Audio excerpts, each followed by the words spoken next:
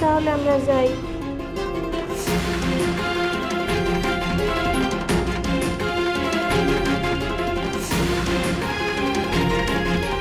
তুই কি করতেছিস? তুই কি বুঝতে পারছিস?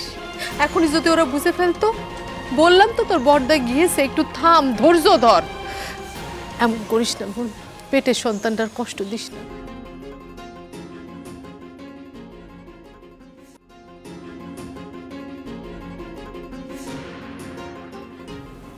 ও দাদা, দাদা পথ আটকালি কেন? তুমি রেতে বাড়িতে আসোনি কেন শুনি? জানো মা কি চিন্তা করছে? পথ থেকে সরে দাঁড়া, মামিকে বলিস পরে আসবো।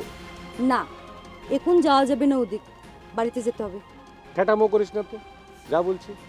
জানো আব্বাকে নারায়ণ জেঠু ডেকেছে, আব্বা সেখানে গেছে সকালে। এখন কি হবে রে দাদা? কি আর হবে, নারায়ণ জেঠুর কাছে মামা গেছে, তাতে আমার কি? উনার কি? চুন্নি আমাকে সব বলেছে। উনার কি? চুন্নি আমাকে সব বলেছে। কি বলেছে তোকে চুন্নি? হাসছো যে, হাসির কি হলো এতে? তোমার ভয় করছে না? কিরে তুই হাসছিস কেন? তুমি হাসছিলে তাই। জ্যাঠামো করা হচ্ছে না, যা যা বাড়িতে যা। দাদা তুমি হাসছিলে কেন বলো না, বলো না দাদা। ও দাদা বলো। শুনবি? শুনবো। ও চিঠি আমি দিইনি রে।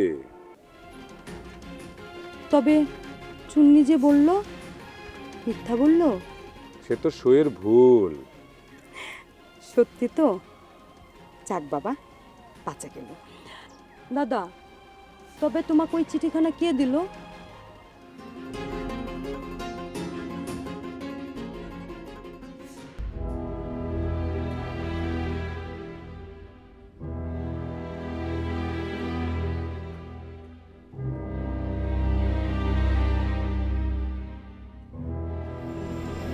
কি ব্যাপার কি মেজবু? এই সাঁঝের বেলায় তুমি ঘরের ভেতর না থেকে বাইরে কি করছো তুমি? কিছু না দিদি, এই তো যাচ্ছি মানে কি? যাও, এক্ষুনি ঘরে যাও বলছি।